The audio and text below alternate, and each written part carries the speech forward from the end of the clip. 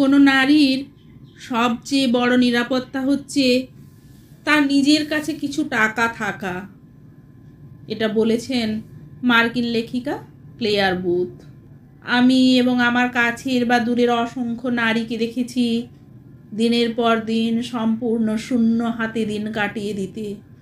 কেবল ঘর সংসার করা মধ্যবিত্ত থেকে শুরু করে নিম্ন মধ্যবিত্ত ও দারিদ্র শ্রেণীর নারীদের ক্ষেত্রেই এটা ঘটে না, প্রায় সকল শ্রেণীর নারীদেরকে এই অর্থহীন অনিরাপদ সময় পার করার অভিজ্ঞতা আছে।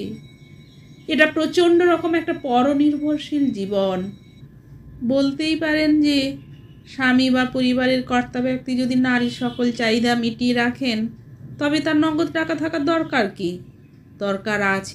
নারীদের এমন অনেক প্রয়োজন থাকে যা মেটানোর জন্য কর্তা ব্যক্তির কাছে টাকা চেয়ে নিতে বিব্রত হয়, সংকোচ করে, তবুও বাধ্য হয়ে চেয়ে নিতে হয়। কারণ প্রয়োজন কখনো লজ্জা মানে না, অথবা এমন অনেক প্রয়োজন অনেক নারীরা সংকোচের কাছে হেরে গিয়ে টাকা না চেয়ে পূরণ না করেই কাটিয়ে দেন দিনের পর দিন, যা আমাদের কর্তা ব্যক্তিরা কখনোই উপলব্ধি করতে পারেন না। কেবল সংসারী নারীরাই নয়, আমি নিম্ন মধ্যবিত্ত বা নিম্নবিত্ত অনেক কর্মজীবী নারীকেও দেখেছি সারা মাস কাজ করে একরকম অসহায় শূন্য হাতে দিন কাটাতে। তাদের কর্তা ব্যক্তি নিজের আয়ের পাশাপাশি সেই নারী সদস্যের আয় করা টাকাটাও একরকম ফোর্স করে সবটা আদায় করে নেয়। ফলে কাজ করেও সেই নারীকে হতে হয় পরনির্ভরশীল।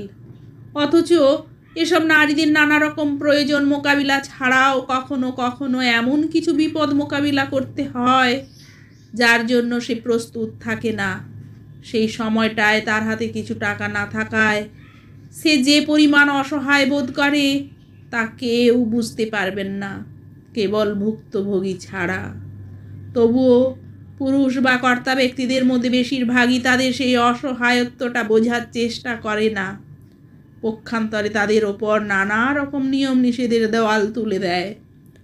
অথচ আমি দেখেছি আমার মা ঠাকুমা থেকে শুরু করে আরও অনেক নারীদের মধ্যে এরকম স্বভাব আছে যে ঘরে কারো বিপদের মুহূর্তে যখন কোনোভাবে কর্তা ব্যক্তি টাকা পয়সার ব্যবস্থা করতে পারেন না, তখন সেই নারীরাই তাদের কাছে টাকা থাকলে অনায়াসে বের করে দেন।